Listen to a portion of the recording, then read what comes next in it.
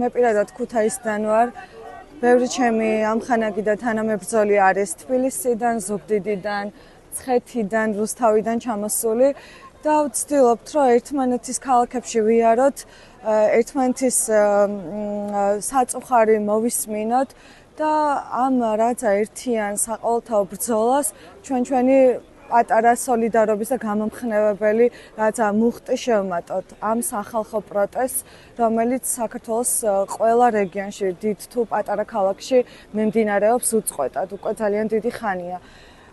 გუშინ წინ ვიყავით ტყიბულში და მხარი დავუჭირეთ, როგორც შეგვეძლო 38 გათავისუფლებულ მშრომელს, რომლებიც იდევნებიან და ისჯებიან არა მხოლოდ პოლიტიკური შეხედულებების გამო, არამედ აქტიური პროფკავშირული საქმიანობის გამო და ეს ბრძოლა, რა თქმა უნდა, მშრომელების ბრძოლა არის პირველ რიგში, რადგან დიდი ხანია ეს ადამიანები ითხოვენ ღირსეულ შრომის პირობებს, ღირსეულ ანაზღაურებას, თუმცა ოლიგარქიულ კაპიტალიზმში, რაშიც ახლა ვცხოვრობთ, რა თქმა უნდა, სახალხო ინტერესის სასარგებლოდ არ მიიღებს არც ერთ გადაწყვეტილებას სისტემა და რა თქმა უნდა დასჯის ყველა ადამიანს, რომელიც საკუთარი თავისთვის, საკუთარი თანამოქალაქეებისთვის იბრძვის უკეთესი ცხოვრებისთვის, უკეთესი მომავლისთვის.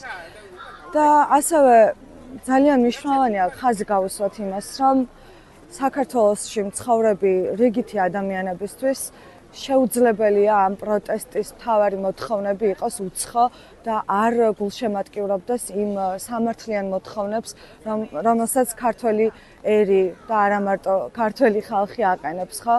ჩვენ ვერ შევეგუებით ვერანაირად ერთი კაცის, ერთი ძალაუფლებისგან გარყვნილი ოლიგარქის ინტერესს მოვერგოთ. არ ვეგუებით, არ ვთანხმდებით ამგვარ საზოგადოებრივ თუ სოციალურ მოწყობას, სადაც ნებისმიერ ადამიანს, ვინც ხმას აღიმაღლებს ამ უსამართლობის წინააღმდეგ დასჯილი იქნება, ნებისმიერი პოლიტიკური ძალა, რომელიც სამომავლოდ ხელისუფლებაში მოსვლას დააპირებს, დასჯილი იქნება. ვერ შევეგუებით ვერანაირად პოლიციურ სახელმწიფოს, რომელიც ნებისმიერ ჩვენგანის წინააღმდეგ მომართული მუქარა არის სისტემის ხელში. ძირს პოლიციური რეჟიმი.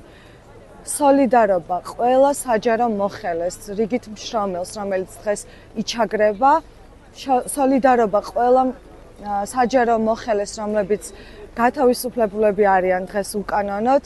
და არ ვიცი, ჩვენს მხარეს არის გულწრფელი სიმართლე, რომელსაც ვერავინ ვერ მოერევა. ბრძოლა იქნება ხანგრძლივი, მაგრამ ჩვენ აუცილებლად გავიმარჯვებთ, რადგან შეუძლებელია უღირსმა ძალაუფლებისგან გათახსირებულმა პოლიტიკურმა კლასმა დაჩაგროს და მოერიოს მთლიანად ქართულ ერთობას დღეს საქართველოში, რასაც ვხედავთ. არ ვუშინდებით რეპრესიებს, ვაგრძელებთ ბრძოლას სამართლიანობისთვის და ამ სამართლიანობას არ აქვს მხოლოდ ერთი განზომილება. პირველ რიგში ეს არის სოციალური, ეკონომიკური, ჯანდაცვის, შრომის საკითხები, რაც თითოეული ჩვენგანის ნომერ პირველი საწუხარია დღეს.